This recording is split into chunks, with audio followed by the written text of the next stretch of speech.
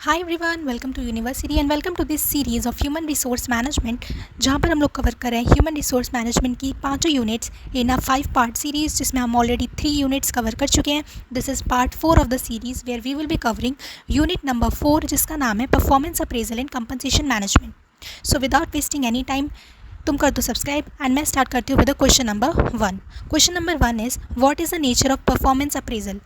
Performance appraisal क्या होता है बेसिकली, ये हमें सबसे पहले पढ़ना है। तो बेसिकली परफॉर्मेंस अप्रेजल का मतलब होता है जैसे कि कोई भी एम्प्लॉय है हमारी ऑर्गेनाइजेशन में, उसने एक पूरे पीरियड काम किया। अब हम क्या करेंगे, बैठ के देखेंगे कि उसने कैसे काम किया है, उसकी जो एबिलिटीज़ हैं, उसको हमें क्या फ्यूचर में कोई प्रमोशन देना चाहिए, उसकी सैलरी बढ़ानी चाहिए। ये सब चीज़ों को डिसाइड करने के लिए हम जो उसकी परफॉर्मेंस का एग्जामिनेशन करते हैं उसको बेसिकली परफॉर्मेंस अप्रेजल बोलते हैं। अब इसको आंसर में पढ़ते हैं। Performance appraisal is a critical examination of employees effectiveness and recognition of a person's abilities for future growth and development.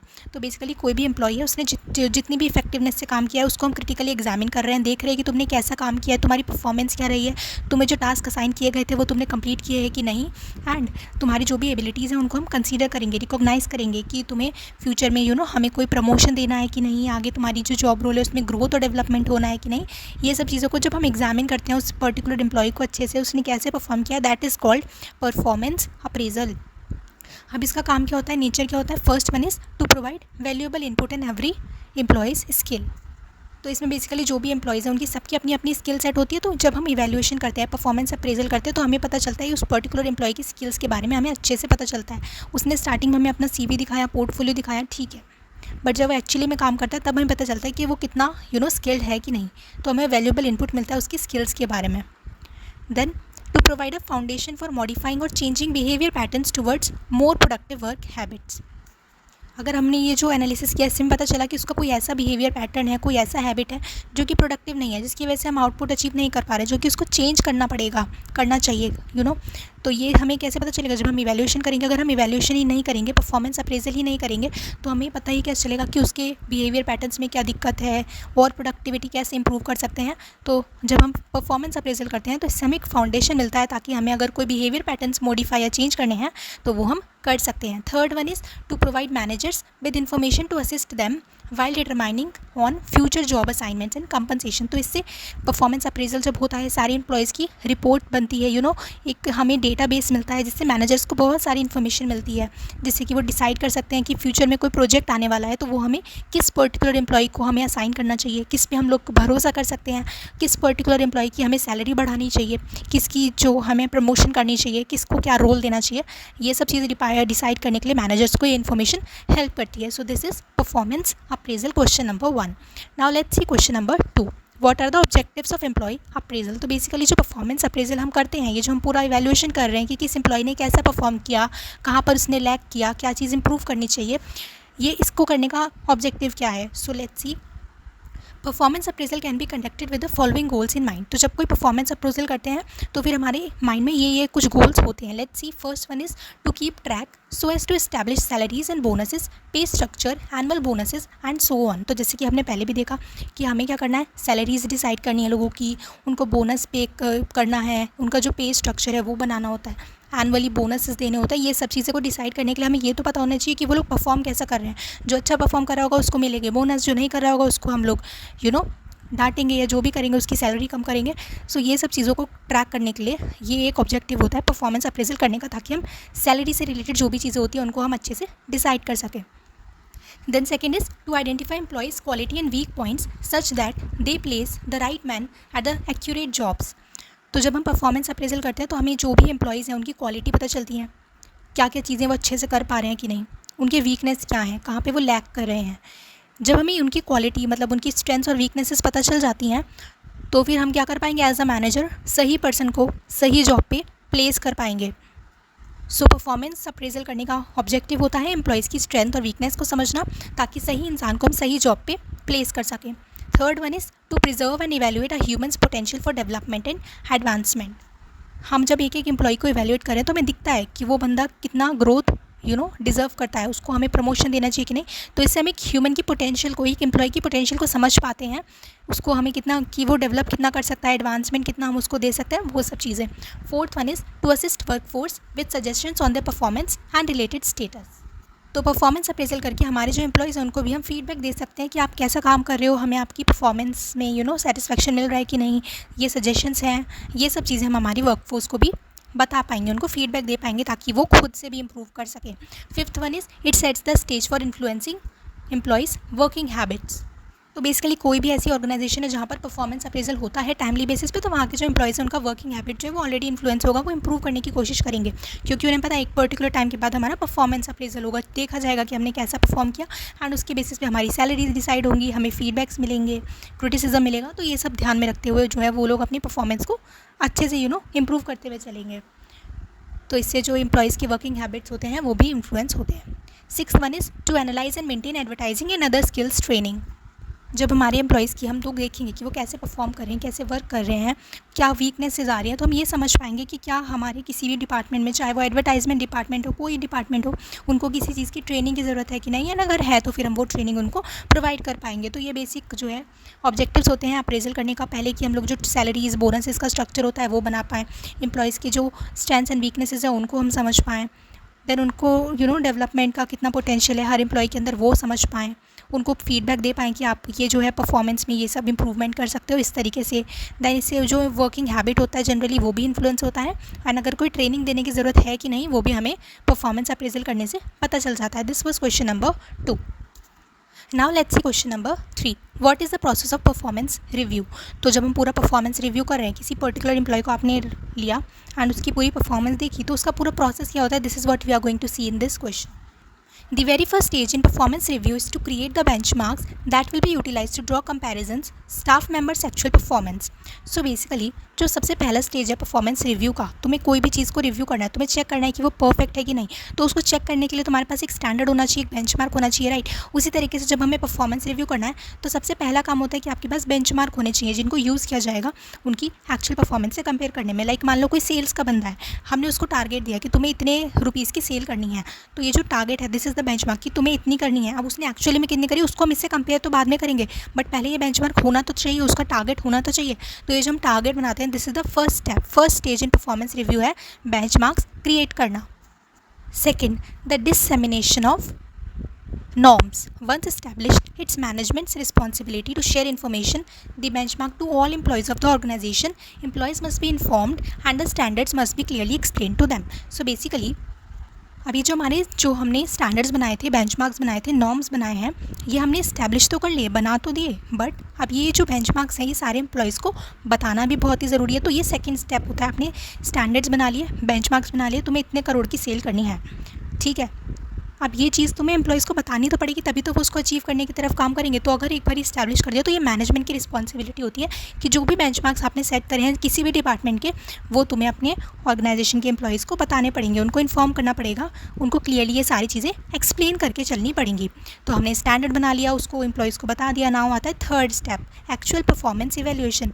The trickiest aspect of the evaluation process is attempting to determine the performance of the employee which refers to the staff members final release over the period of time specified.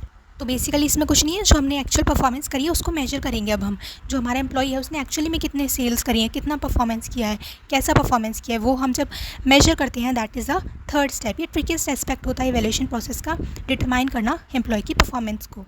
मतलब जो भी उसको time period दिया था, like हमने उसको 1 महीने का पीरियड दिया था, इस पूरे पीरियड में तुम्हें इतनी सेल्स करनी है, तो उसने उस पर्टिकुलर पीरियड में कितनी एक्चुअली में की है उसको मेजर करना is the third step. Now fourth step is actual process versus expected outcome. जैसे कि नाम से ही पता चल रहा है, जो हमने एक्सपेक्ट किया था, जो हमने बेंचमार्क सेट किया था उसको हम एक्चुअल से कंपेयर करेंगे। True performance is assessed in contrast to preferred level of performance.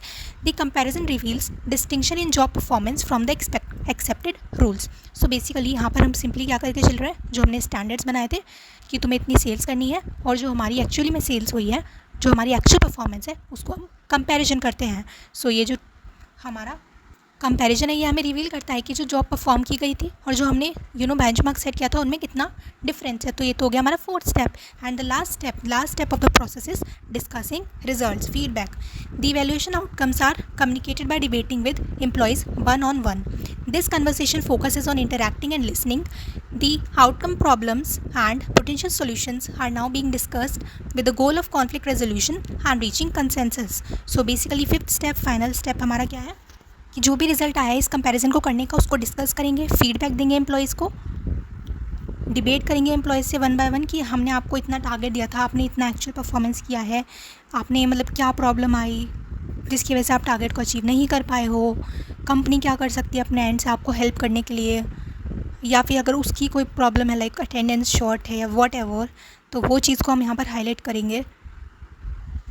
तो जो भी यहाँ पर आउटकम है, प्रॉब्लम्स हैं और पोटेंशियल सॉल्यूशंस हैं, कैसे इस चीज़ को सॉल्व किया जा सकता है ताकि नेक्स्ट बारी हम जो स्टैंडर्ड है उसको अचीव कर सकें, इन सब चीज़ों को डिस्कस करेंगे। और यहाँ पर गोल क्या है, उससे लड़ाई करना, उसको कंपनी से निकालना नहीं, गोल है कॉन्फ्लिक्ट को रिजॉल्व करना और कंसेंसस तक पहुँचना। So this was basically the very easy process of performance review. सबसे पहले क्या करना है, बेंचमार्क सेट करने हैं, फिर सेट करके भूल नहीं जाना है अपने एम्प्लॉयज़ को, कम्युनिकेट करने हैं, फिर एक्चुअल परफॉर्मेंस को मेजर करना है, एक्चुअल परफॉर्मेंस को एक्सपेक्टेड आउटकम से कंपेयर करना है एंड देन उन रिजल्ट्स को डिस्कस करना है। Very very easy. Now let's see question number 4, what is performance management. Performance management is a continuous process that helps organizations improve their employees' performance in alignment with organization goals. तो basically performance management क्या होता है, एक continuous process होता है, ये continuously चलता रहता है थ्रू आउट द ईयर हर ऑर्गेनाइजेशन में, जो कि क्या करता है, ऑर्गेनाइजेशन को हेल्प करता है कि वो क्या कर सके, जो भी उसके एम्प्लॉयज़ हैं उनकी परफॉर्मेंस को इंप्रूव कर सकें within alignment with organization goal. मतलब जो भी ऑर्गेनाइजेशन का गोल है उसको अचीव करने की तरफ हर एम्प्लॉय काम कर रहा है, इस चीज़ को मेक श्योर करता है performance management. It is not just an annual appraisal but an ongoing cycle. मतलब ये नहीं है कि बस उनको अप्रेजल दे रहे हैं कि भाई तुमने ऐसा काम किया, तुमने ये नहीं किया, वो नहीं किया, नॉट जस्ट दैट, बट इसमें क्या क्या चीज़ें इंक्लूड होती है, प्लानिंग करना, मॉनिटर, मतलब प्लानिंग किया कि कैसे कैसे करना है एम्प्लॉयज़ को, कैसे उनको गाइड करना है काम करने के लिए, किस किस को क्या क्या टास्क देना है, वो सब चीज़ें। देन मॉनिटर करना कि सब लोग अच्छे से काम कर रहे हैं कि नहीं, डेवलप करना, किसी को हेल्प की ज़रूरत है वो देना, ट्रेनिंग की ज़रूरत है वो देना, रेट करना लोगों को कि तुम्हें ये चीज़ में इंप्रूव करना चाहिए, ये चीज़ तुम सही कर रहे हो, एंड जो वो अच्छे से परफॉर्म कर रहे हैं तो उनको रिवॉर्ड भी करना। ये सब चीज़ें इंक्लूड होती है परफॉर्मेंस मैनेजमेंट में। तो किसी भी टर्म के आगे अगर मैनेजमेंट लिखा हो तो उसमें सभी चीज़ें उससे रिलेटेड इंप्रूव होती है, प्लानिंग से लेके पूरा उसको रिवॉर्ड करने तक, एंड तक, ठीक है। तो जब भी हम एम्प्लॉय की परफॉर्मेंस को पूरा A to Z सब चीज़ें करते हैं, उसको सबसे पहले प्लान करना, मॉनिटर करना, डेवलप करना, रेट करना, रिवॉर्ड करना, तब उसको बोलेंगे हम परफॉर्मेंस मैनेजमेंट। परफॉर्मेंस मैनेजमेंट के अंदर क्या क्या चीज़ें आती हैं, वही चीज़ सबसे पहले परफॉर्मेंस प्लानिंग, जहाँ पर हम क्या करते हैं, क्लियर जॉब एक्सपेक्टेशन और गोल्स बोलेंगे। मतलब हम तुम्हें क्लियरली बोल देंगे कि हमारी तुमसे यही, अगर तुम ये जॉब ले रहे हो हमें तुमसे यही एक्सपेक्टेशंस हैं, तुम्हारे ये गोल हैं, जॉब करोगे तो तुम्हें ये अचीव करने पड़ेंगे, करने चाहिए, मतलब तुम्हें अपना बेस्ट देना है इनको अचीव करने के लिए। सेकेंड, परफॉर्मेंस मॉनिटरिंग, इसमें हम क्या करेंगे, कंटिन्यूसली ट्रैक करेंगे प्रोग्रेस को, कैसे कैसे तुम काम कर रहे हो कि नहीं, और तुम्हें रेगुलरली फीडबैक देंगे कि तुम्हें ये चीज़ इंप्रूव करनी चाहिए, ये चीज़ अच्छे से कर सकते हैं, इस तरीके से। Third one is performance development, हम स्किल गैप्स आइडेंटिफाई करेंगे कि यार इस चीज़ में तुम्हारी स्किल को हम इंप्रूव करवा सकते हैं, तो उसके लिए हम तुम्हें ट्रेनिंग या फिर कोचिंग प्रोवाइड कर देंगे। दिस इज़ परफॉर्मेंस डेवलपमेंट, ये भी परफॉर्मेंस मैनेजमेंट में आता है। देन परफॉर्मेंस अप्रेजल, जो हमने स्टार्टिंग में पढ़ा था, वो भी परफॉर्मेंस मैनेजमेंट का एक छोटा सा पार्ट है, जिसमें हम क्या करते हैं, उनकी परफॉर्मेंस को एवेल्युएट करते हैं, या तो एनुअल बेसिस पे या फिर सेमी एनुअल बेसिस पे। जब हम बैठ के बोलते हैं कि तुमने ऐसा किया, ये हमारा एक्सपेक्टेशन था, ये रियलिटी है, कंपेयर करते हैं, this is called performance appraisal. ये पार्ट है परफॉर्मेंस मैनेजमेंट का, जो कि एक बहुत ही वाइडर टॉपिक है, ठीक है। And last one is performance rewarding, इसमें हम क्या करते हैं, जो भी लोग अच्छे से परफॉर्म कर रहे हैं, गुड परफॉर्मेंस दे रहे हैं, उनको हम रिकॉग्नाइज़ करेंगे, कंपनसेट करेंगे, उनकी सैलरी बढ़ाएंगे, प्रमोशंस करेंगे, अवार्ड्स देंगे। ये सब होते हैं हमारे परफॉर्मेंस मैनेजमेंट के components. This was question number 4। Now let's see question number 5, what are the methods of performance appraisal. तो अभी हम वापस से परफॉर्मेंस अप्रेजल पे आ चुके हैं। परफॉर्मेंस मैनेजमेंट के बारे में इतना ही काफ़ी है, because it is just a topic, ठीक है। मेनली हमें परफॉर्मेंस अप्रेजल पढ़ना है और कंपनसेशन मैनेजमेंट पढ़ना है। सो परफॉर्मेंस अप्रेजल में हमने नेचर, ऑब्जेक्टिव, प्रोसेस देख लिया, देन परफॉर्मेंस मैनेजमेंट टॉपिक था वो देख लिया। अब हमने मेथड्स ऑफ अप्रेजल देखना है। So let's start with question number 5, right. What are the methods of performance appraisal. सबसे पहला मेथड जो है वो है हमारा management by objectives. After establishing specific goals, managers and employees meet on a regular basis to discuss the feasibility of achieving those objectives and the progress made.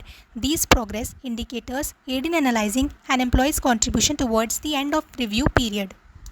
तो basically देखो, performance appraisal करना है, मतलब हमें जो एम्प्लॉय की performance है उसको इवैल्यूएट करते हुए चलना है एज अ मैनेजर, ठीक है। तो जो ये पहला मेथड है हमारा मैनेजमेंट बाय ऑब्जेक्टिव्स, इसमें क्या होता है, सबसे पहले जो मैनेजर है उसने तुम्हें कोई गोल्स दे दिए, ऑब्जेक्टिव्स दे दिए, तुम्हें ये गोल्स अचीव करने हैं। फिर क्या होगा, रेगुलर बेसिस पे हम लोग मिलेंगे, वीकली या फिर मंथली, जैसे भी हो। तो फिर जो मैनेजर है और एम्प्लॉयज़ है वो मतलब एम्प्लॉयज़ से मिलेगा रेगुलर बेसिस पे कि हमने कितनी प्रोग्रेस करी, जो हमने आपको ऑब्जेक्टिव्स दिए थे उसको अचीव करने के अभी कितने चांसेस बढ़ गए हैं, क्या हम उसकी तरफ बढ़ रहे हैं कि नहीं, कोई प्रॉब्लम्स आ रही है कि नहीं, ये सब हम रेगुलर बेसिस पे डिस्कस करेंगे।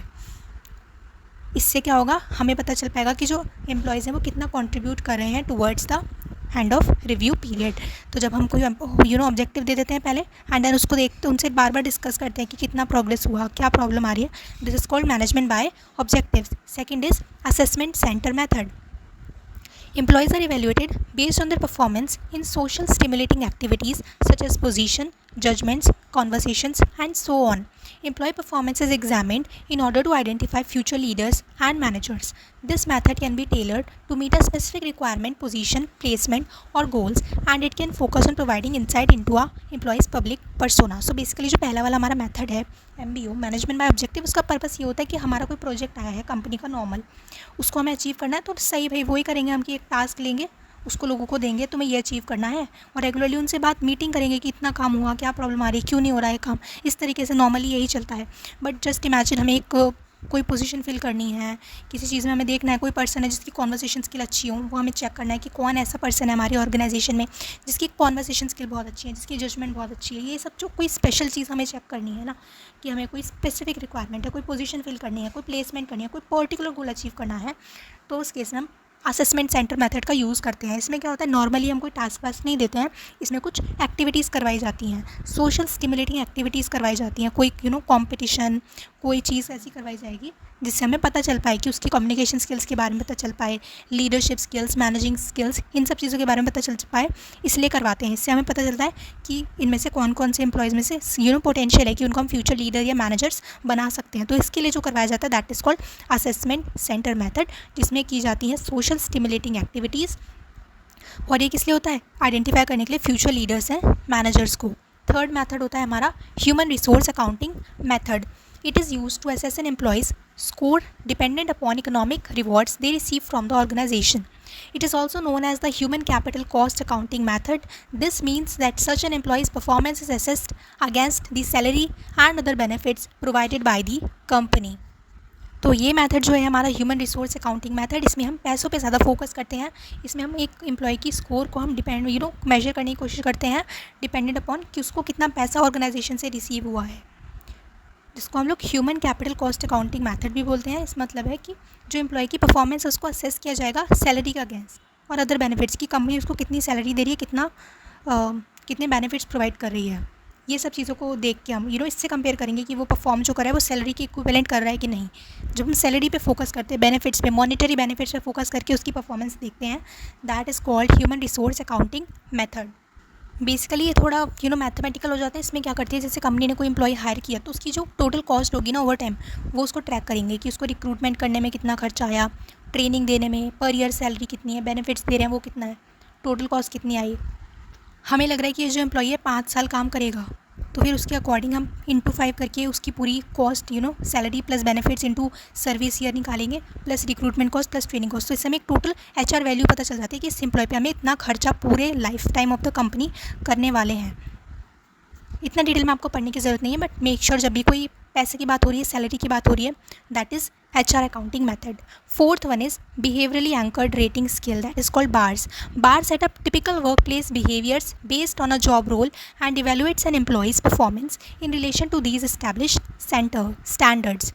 The appropriate results of an employee in any given situation, critical incidents are measured. तो ये जो बिहेवियरली एंकर्ड रेटिंग स्केल होता है, इसमें क्या होता है, एक रेटिंग स्केल बनाया जाता है। जैसे कि आपने देखा होगा 5, 4, 3, 2, 1 ऐसे एक रेटिंग स्केल बना दिया। जैसे कि कोई एम्प्लॉय है जो कि कस्टमर सर्विस में काम करता है, तो कोई ऐसा एम्प्लॉय है जो कि अच्छे से कस्टमर्स को हैंडल करता है और एक्सपेक्टेशन से ज़्यादा काम करता है, उसको 5 का रेट दिया जाएगा। कोई एम्प्लॉय है जो कि स्ट्रगल करता है इश्यूज़ को रिजॉल्व करने में, अगर उसको हेल्प ना दी जाए उसको 2 देंगे। अगर कोई फेल ही हो जाता है, मतलब कुछ अच्छे से एड्रेस ही नहीं करता कस्टमर्स की कंसर्न, तो उसको 1 देंगे। इस तरीके से एक स्केल बना दिया जाएगा उस जॉब के बिहेवियर्स के अकॉर्डिंग। यहाँ पर बिहेवियर फोकस्ड एक स्केल बनाया जाएगा एंड उसके बेसिस पर जब एम्प्लॉय को रेट किया जाता है, that is basically behaviourally anchored rating scale.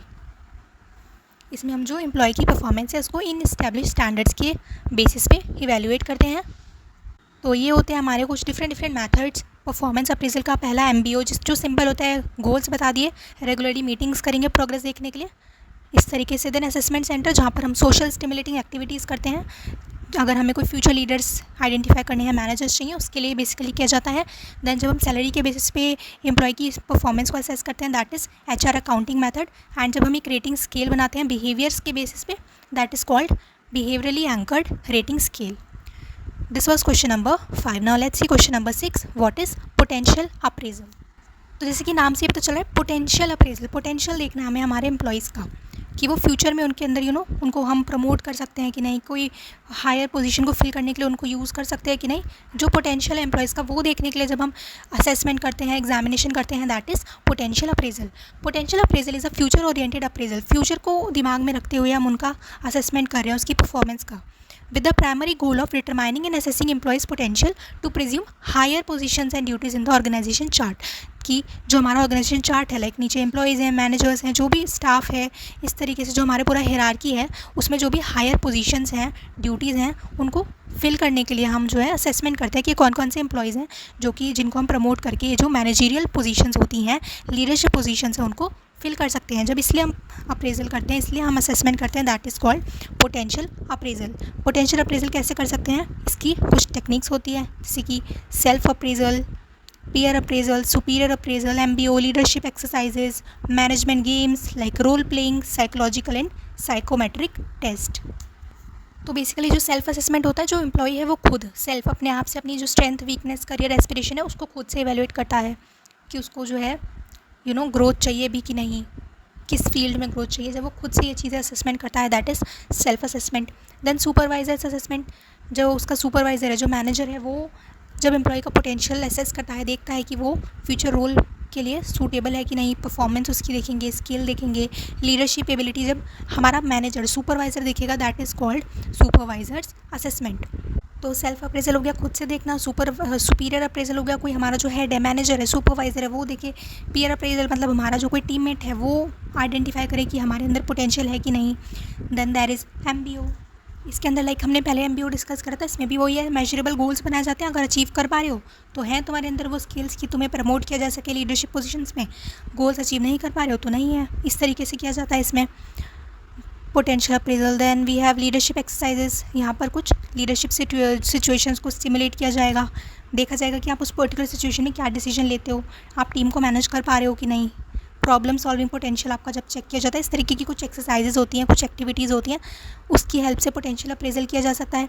Then कुछ गेम्स होते हैं, मैनेजमेंट गेम्स, रोल प्लेइंग, जो कि लीडरशिप को टेस्ट करते हैं, स्ट्रैटेजिक थिंकिंग को, इंटरपर्सनल स्किल्स को, इन सब चीज़ों को टेस्ट करते हैं, वो गेम्स की हेल्प से ये अप्रेजल किया जा सकता है। एंड देन साइकोलॉजिकल और साइकोमेट्रिक टेस्ट में कुछ स्टैंडर्डाइज टेस्ट बनाए जाते हैं जो कि आपकी cognitive ability, personality trait, future performance potential को आइडेंटिफाई करने में, मेजर करने में हेल्प करते हैं।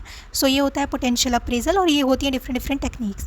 और भी बहुत सारी टेक्निक्स होती हैं वैसे तो, जैसे कि 360 डिग्री फीडबैक, जहाँ पर हम लोग सारे जो सुपीरियर हो गए, पीयर्स हो गए, सबऑर्डिनेट्स हो गए, कस्टमर्स से भी हम लोग फीडबैक लेंगे। लाइक कोई सेल्स का पर्सन है तो उसमें हम कस्टमर से भी फीडबैक लेते हैं। इस समय एम्प्लॉय के पोटेंशियल के बारे में फुल कॉम्प्रिहेंसिव 360 डिग्री व्यू मिल जाता है, इसलिए इसको बोलते हैं 360 डिग्री फीडबैक। इसके अलावा कुछ असेसमेंट सेंटर्स भी होते हैं जहाँ पर जो है, जो कि ये काम करते हैं, ये हमें अप्रेजल देने का इनका काम होता है। यहाँ पर एम्प्लॉयज़ को simulations, role play, group discussion, case study, वही सब चीज़ें करवाई जाएंगी। एंड ये हमें एक वेल राउंडेड और ऑब्जेक्टिव एवेल्युएशन करके देते हैं। बाकी तो यही है, ठीक है। So this was question number 6, what is potential appraisal. Now let's move to question number 7, what is employee counselling and what is the need for employee counselling. तो एम्प्लॉय काउंसलिंग क्या होता है, उसकी क्या ज़रूरत होती है, let's C in question number 7th। So, employee counseling is an integral part of annual reviews and potential evaluation if they want to achieve their real purpose of aiding employees in growing and developing। तो अगर कोई भी ऐसी organisation है जो कि actually में अपने एम्प्लॉयज़ को हेल्प करना चाहती है ग्रो करने में, डेवलप करने में, तो एम्प्लॉय काउंसलिंग जो है बहुत ही इंपॉर्टेंट पार्ट होता है एनुअल रिव्यूज़ का। जो भी तुम एनुअल रिव्यूज़ कर रहे हो उसमें तुम एम्प्लॉयज़ को काउंसलिंग प्रोवाइड कर रहे होंगे। अगर तुम एक्चुअली में केयर करते हो उनकी ग्रोथ का, उनके डेवलपमेंट के बारे में, पोटेंशियल इवैल्यूएशन जो तुम कर रहे हो, उस समय तुम्हें एम्प्लॉय काउंसलिंग जो है वो एक इंटीग्रल पार्ट देखने को मिलेगा सभी अच्छी ऑर्गेनाइजेशंस के अंदर। Employee guidance is a technique of understanding and trying to assist individuals who are starting to experience technological, individual and sentimental adjustment issues that are meddling with their job performance. तो ये जो employ counselling होता है, employ guidance होता है, ये basically एक technique होती है जिसमें हम लोग समझने की कोशिश करते हैं, मतलब जो भी पर्सन इंचार्ज है वो समझने की कोशिश करता है और एम्प्लॉयज़ को हेल्प करने की कोशिश करता है, उन लोगों को जो कि कोई भी एडजस्टमेंट सफ़र कर रहे हैं, मतलब उनको या तो टेक्नोलॉजी की कोई एडजस्टमेंट है, लाइक वो उस चीज़ से फेमिलियर नहीं है, कोई नई टेक्नोलॉजी उनको यूज़ करनी पड़ रही है जिसकी वजह से उनको प्रॉब्लम हो रही है, या किसी पर्टिकुलर इंडिविजुअल के साथ उनको प्रॉब्लम है, या कोई सेंटिमेंटल एडजस्टमेंट इशू है, कोई भी उनको इशू है एम्प्लॉयज़ को ऑर्गेनाइजेशन के अंदर, उसको अंडरस्टैंड करना, उनको उस चीज़ से डील करने के लिए हेल्प करना, ये सब चीज़ें आती है एम्प्लॉय काउंसलिंग के अंदर।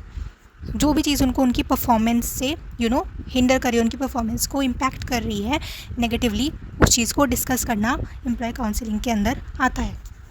तो बेसिकली नॉर्मली बोले तो एम्प्लॉय काउंसलिंग का मतलब है एक ऐसा प्रोसेस जिससे जो भी हमारे एम्प्लॉयज़ हैं उनको पर्सनल लाइफ में कोई इशू आ रहा है जिसकी वजह से वो काम नहीं कर पा रहे हैं, या फिर वर्क रिलेटेड प्रॉब्लम आ रही है, टेक्निकल इशू आ रहा है, कोई भी दिक्कत आ रही है, उसको सॉल्व करने में मदद की जाती है ताकि कि वो जो उनका काम है उसको अच्छे से परफॉर्म कर सकें। सो ये तो हो गया कि होता क्या employee counselling. Now let's see what is the need for employee counselling. ज़रूरत क्या है, वैसे तो बहुत ही बेसिक है। Let's see, it is necessary for staff members to escape the troubles which offers a fresh way to deal with the issues. तो basically जो हमारी काउंसलिंग होती है, एम्प्लॉय काउंसलिंग होती है, वो एम्प्लॉयज़ को उनकी प्रॉब्लम से बाहर निकलने में हेल्प करती है, जो भी उनको ट्रबल्स आ रहे हैं उनको एस्केप करने में हेल्प करती है, और जो भी इश्यूज़ हैं उनको कैसे डील करना है उसके लिए एक फ्रेश वे प्रोवाइड करती है। Second, the employees need to know as to what further worries the company has about the worker. तो जो एम्प्लॉय है उनको जो भी वर्कर से, एम्प्लॉय से जो भी एक्सपेक्टेशंस हैं, जो भी उनके रिलेटेड सिंपैथी है, कोई भी चीज़ है, वो एम्प्लॉयज़ को क्लियर हो जाती है कि ये जो ऑर्गेनाइजेशन है हमारे बारे में ये चीज़ें हमसे एक्सपेक्ट करती है और हमें ये चीज़ें प्रोवाइड भी कर रही है, हमें काउंसलिंग प्रोवाइड कर रही है ताकि अगर हमें कोई प्रॉब्लम आ रही है तो उसको हम सॉल्व कर सकें। तो ऑब्वियसली वो तुम्हें इतना सपोर्ट दे रही है तो तुम उनको काम डिलीवर करो। तो ये जो एक क्लैरिटी होती है वो इस्टेब्लिश हो जाती है। Then I need to identify the work place issues and ineffective results. तो जब एम्प्लॉय काउंसलिंग करते हैं तो इससे हमें जो वर्क प्लेस है वहाँ पर क्या क्या इश्यूज़ आ रहे हैं, चाहे टेक्निकल इश्यूज़ हों, सोशल इश्यूज़ हैं, कोई लोग हैं जो दूसरों को परेशान करे, कुछ भी ऐसा इशू जो वर्क प्लेस पर अराइज हो रहा है वो काउंसलिंग की हेल्प से आइडेंटिफाई कर पाते हैं। एंड इनफेक्टिव रिजल्ट्स क्यों आ रहे हैं, क्यों हम चीज़ों को अचीव नहीं कर पा रहे हैं, वो भी हम इसकी हेल्प से काउंसलिंग करके हम लोग उसका जो रीज़न है वो आइडेंटिफाई कर पाते हैं। Then there is a need to increase the productivity of employee and the confidence about the work.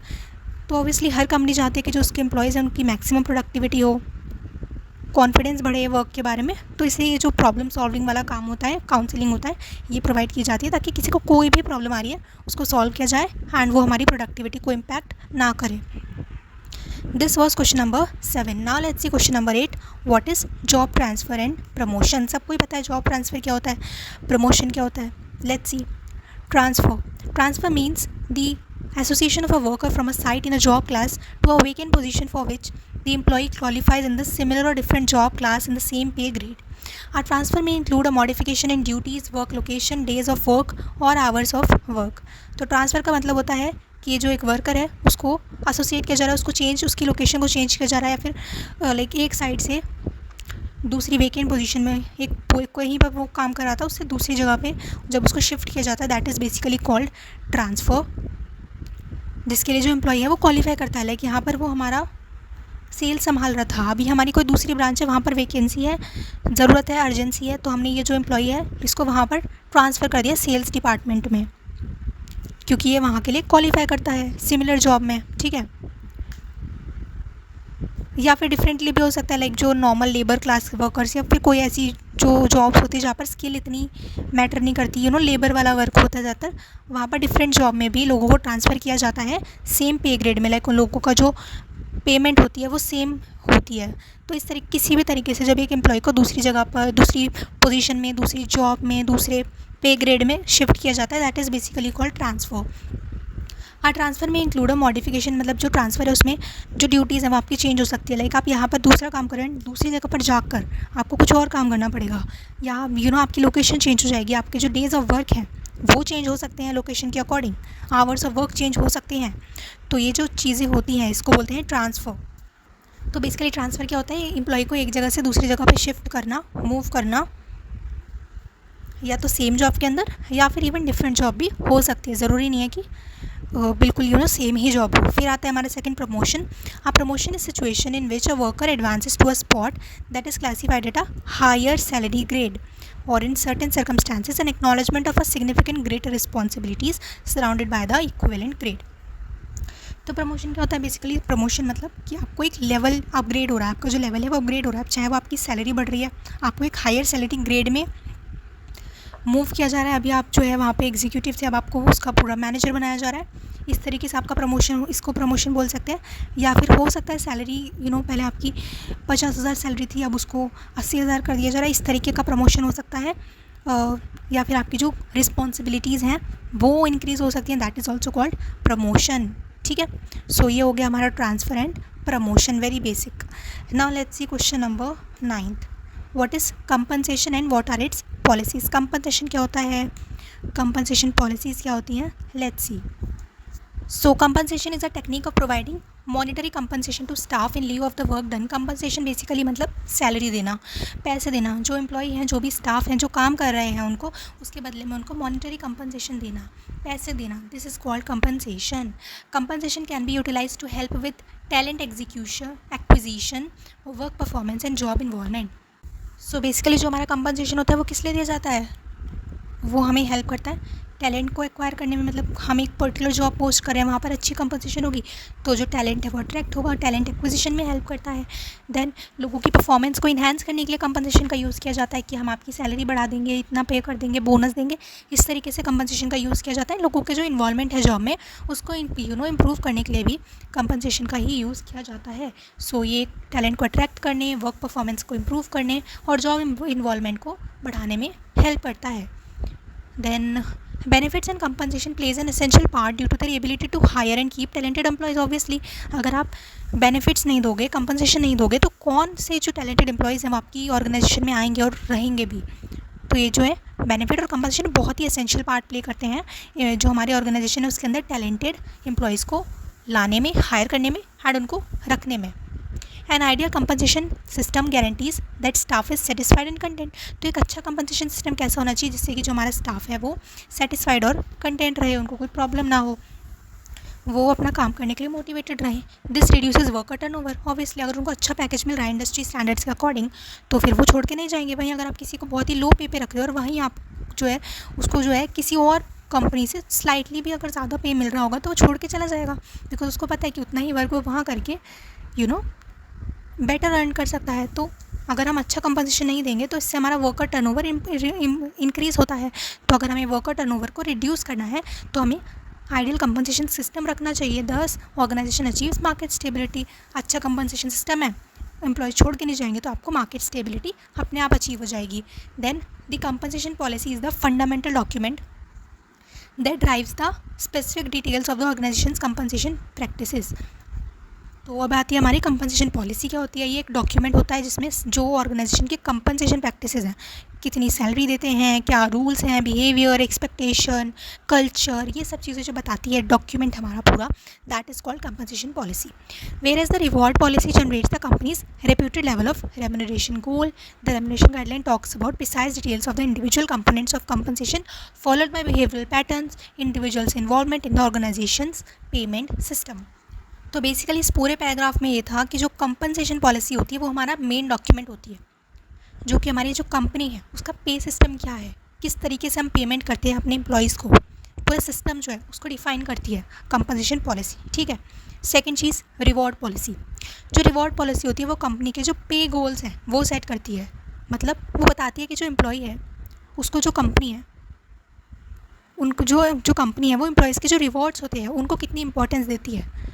जो रिवॉर्ड पॉलिसी है वो कंपनी के जो गोल्स हैं, पे गोल्स हैं, ये बताती है और ये बताती है कि जो कंपनी है वो एम्प्लॉय रिवॉर्ड्स को कितना इंपॉर्टेंस देती है। एंड देन रेम्यूनरेशन गाइडलाइन जो है वो एक्सप्लेन करती है कि जो कंपनसेशन है उसका जो हर एक पार्ट है उसमें क्या डिटेल्स है। मतलब हर एक part of compensation different type की होती है। बोनस हो गया, जो भी डिफरेंट सैलरीज दे रहे हैं, गिफ्ट्स दे रहे हैं, जो भी परक्विजिट्स दे रहे हैं, ये सब चीज़ों को जो एक्सप्लेन करती है दैट इज़ रेम्यूनरेशन गाइडलाइन। हर एक पार्ट को कंपनसेशन के एक्सप्लेन करती है।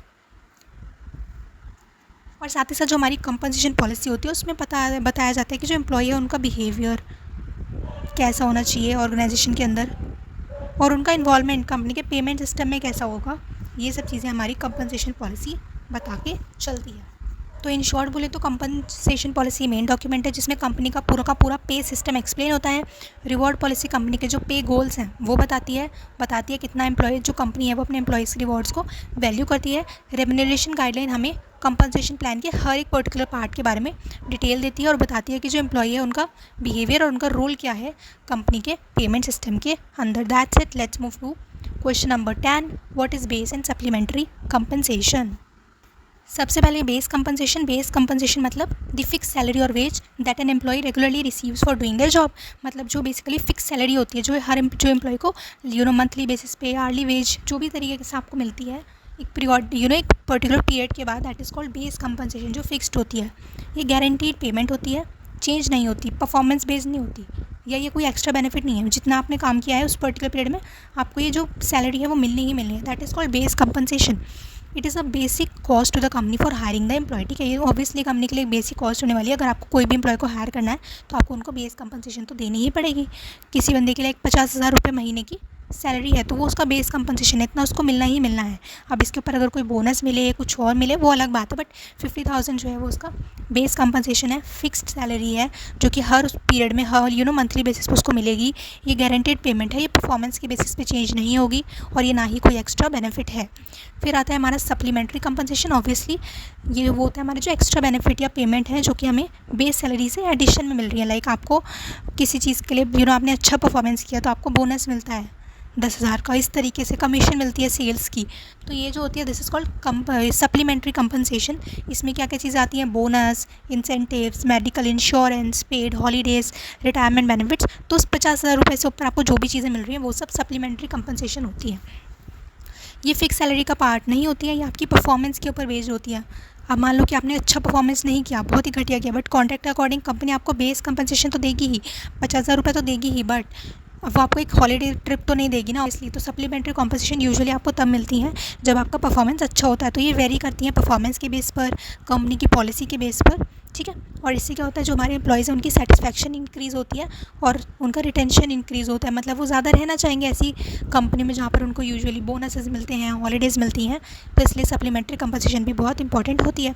Now let's see question number 11, what are individual, group and organisational incentive plans. तो ये डिफरेंट टाइप के इंसेंटिव प्लान्स होते हैं। सबसे पहले देखते हैं इंडिविजुअल इंसेंटिव प्लान्स क्या होते हैं। तो जो इंडिविजुअल इंसेंटिव प्लान्स होते हैं they are given to a single employee based on their personal performance. एक पर्टिकुलर एम्प्लॉय ने कैसा परफॉर्मेंस किया है उसके बेसिस पे जब उसको रिवॉर्ड या इंसेंटिव दिया जाता है उसको बोलते हैं इंडिविजुअल इंसेंटिव प्लान, जैसे कि नाम से ही पता चल रहा है। इसके एग्जाम्पल्स होते हैं sales commission, performance bonus and piece rate pay. इसका पर्पस क्या होता है, to directly motivate and reward individual efforts and achievement. मतलब एक पर्टिकुलर पर्सन ने अपने जो एफर्ट्स लगाए हैं, कोई चीज़ अचीव करी है, उसको उसके लिए मोटिवेट करना एंड उसको रिवॉर्ड करना एक इंडिविजुअल को, इसलिए ये इंडिविजुअल इंसेंटिव प्लान्स दिए जाते हैं। Second is group incentive plans. Group incentive plans का मतलब होता है incentives provided to a team और group of employees based on the collective performance of the group. मतलब मान लो कोई ऐसा टास्क था जिसमें बहुत सारे लोग इन्वॉल्व थे, तो जब उनको एज अ ग्रुप पूरा सारे लोगों को इंसेंटिव दिया जाता है that is called a group incentive plans. इसमें आते हैं हमारे team bonuses, profit sharing with in a team, मतलब जो प्रॉफिट है वो टीम के सारे लोगों में शेयर कर दिया। Group target based rewards, group के कुछ टारगेट है उसके बेसिस पे अचीव कर रहे हो तो वो रिवॉर्ड्स मिलेंगे। इस तरीके के जो ग्रुप के लिए पूरे प्लान्स होते हैं they are called group incentive plans. इनका पर्पस होता है टीम वर्क एनकरेज करना, सब लोग अच्छे से काम करें, कोऑपरेट करके चलें, रिस्पॉन्सिबिलिटी शेयर्ड रहे, ये सब चीज़ों के लिए ग्रुप इंसेंटिव प्लान्स दिए जाते हैं। And the last one is organizational incentive plans, meaning rewards given to all employees based on the overall success of the organization। मतलब हमारी कोई ऑर्गेनाइजेशन है उसका कोई गोल था या कोई प्रोजेक्ट था वो बहुत अच्छे से सक्सेसफुल हो गया है तो हमारे जितने भी एम्प्लॉयज़ हैं उन सबको हम रिवॉर्ड देते हैं, that is called organisational incentive plan. जिसमें हम किसी पर्टिकुलर इंडिविजुअल को या पर्टिकुलर ग्रुप को नहीं, जितने भी एम्प्लॉयज़ हैं सबको देते हैं क्योंकि हमारी organisation as a whole success achieve करी है। इसके एग्जाम्पल होते हैं कंपनी वाइड प्रॉफिट शेयरिंग, जो प्रॉफिट तक कंपनी के सारे एम्प्लॉयज़ में बांटा, स्टॉक ओनरशिप प्लान्स यानी जो ईसॉप्स देते हैं, एम्प्लॉय स्टॉक ऑप्शन प्लान्स देते हैं, अपने एम्प्लॉयज़ को शेयर्स देते हैं कंपनी के, वो भी ऑर्गेनाइजेशनल इंसेंटिव प्लान्स में आते हैं। And annual company performance bonuses जो दिए जाते हैं वो भी। इसका पर्पस क्या होता है, to align employee interest with the company success and promote long term loyalty. तो अगर कंपनी की सक्सेस कंपनी को सक्सेस अचीव होगी, गोल्स अचीव होंगे कंपनी के ऑर्गेनाइजेशन के, तो अगर हम ऐसे अपने एम्प्लॉयज़ को चीज़ें देंगे, रिवॉर्ड देंगे जब कंपनी के गोल अचीव हो रहे हैं, तो जो एम्प्लॉई हैं वो मोटिवेटेड रहेंगे, वो काम करेंगे कि अगर ये गोल अचीव कर लेंगे तो हमें भी कुछ मिलेगा, इसलिए ये ऑर्गेनाइजेशनल इंसेंटिव प्लान्स दिए जाते हैं। This was question number 11. Now let's see question number 12, that is what are fringe benefits. So fringe benefits are extra benefits given to employees in addition to their regular salary or wages. तो इसमें कुछ भी special नहीं है, जो normal salary होती है एक पर्टिकुलर एम्प्लॉय की, नॉर्मल वेजेस होती है, उसके एडिशन में अगर कुछ भी दिया जाता है that is called fringe benefits. They are also called perks और नॉन मॉनिटरी बेनिफिट्स. तो इनको पर्क्स भी बोल सकते हैं या नॉन मॉनिटरी, मतलब कैश के अलावा जो चीज़ दी जा रही है that are called fringe benefits. इसमें क्या क्या चीज़ें इंक्लूड हो सकती हैं? स्टॉक ऑप्शन, जैसे कंपनी के शेयर दे दिए, देन इंश्योरेंस, चाहे वो लाइफ इंश्योरेंस हो, डेंटल इंश्योरेंस, विजन इंश्योरेंस, उनके रिटायरमेंट प्लान में कंट्रीब्यूशन करा, उनको मील्स दे दिए, या तो फ्री मील्स दे दिए या फिर डिस्काउंट पे दे दिए मील्स, डे केयर रीएम्बर्समेंट कर दिया, सिक डेज़ पेड सिक लीव्स जो होती हैं वो दे दी, उनको फ़ोन या लैपटॉप प्रोवाइड कर दिया काम करने के लिए, और हेल्थ कवरेज, ये सभी चीज़ें फ्रिंज बेनिफिट्स में इंक्लूड होती हैं. Then the next question number 13 is what is performance linked compensation. Performance linked compensation क्या होता है? Performance based compensation भी इसको बोलते हैं. It is a framework for financially lucrative workers in addition to the standard wages. Individual workers, division, organization or the quotation which is compensated based on how people perform over a particular time period and in compliance with the group's preset plans. तो basically performance link compensation वो होती है जो कि standard wages तुम्हें दी जा रही हैं, तुम्हें लाइक एक महीने के 50,000 रुपये दिए जा रहे हैं, बट इसके अलावा एडिशनली अगर तुम बहुत ही अच्छा परफॉर्म करते हो, परफॉर्मेंस तुम्हारी अच्छी रहती है, तो उसके एडिशनली तुम्हें कुछ पेमेंट मिलेगी, उसको बेसिकली परफॉर्मेंस लिंक्ड कंपनसेशन बोलते हैं. ये उस पर डिपेंड करती है कि कैसा तुमने उस पर्टिकुलर टाइम पीरियड में परफॉर्म किया, उस बेसिस पे तुम्हें ये मिलती है. Companies that use these systems must be prepare to describe and monitoring performance as well as provide compensation such as rewards when benchmarks are met. तो जो companies performance link compensation system use करते हैं उनको क्या करना होता है, वो देखना होता है उनको कि लोग कैसे परफॉर्म कर रहे हैं. अगर वो ये देखेंगे नहीं तो फिर कंपनसेशन कैसे देंगे? तो सबसे पहले उनको मॉनिटर करना होता है एम्प्लॉयज़ की परफॉर्मेंस को, एंड देन उनको रिवॉर्ड और कंपनसेशन देनी होती है एज पर द बेंचमार्क्स, जो भी उन्होंने पहले से डिसाइड किया होता है कि तुम ऐसा परफॉर्म करोगे तो तुम्हें इतना एडिशनल बेनिफिट मिलेगा. इस तरीके से इसके एडवांटेजेस क्या होते हैं? First one is retention of best employees. Employers can distinguish between high and low performing workers by taking the help of performance linked compensation plans. तो अगर हम परफॉर्मेंस बेस्ड कंपनसेशन देते हैं तो इससे हमें पता चल पाएगा कि कौन से जो एम्प्लॉयज़ हैं, कौन से वर्कर्स अच्छे से काम कर रहे हैं, कौन से नहीं कर रहे हैं. इससे क्या होगा, जो हमारे बेस्ट एम्प्लॉयज़ हैं उनको हम कंपनी के अंदर रिटेन करके रखेंगे, जो अच्छे से काम नहीं कर रहे हैं उनको हम निकाल देंगे. Second, motivation to employees.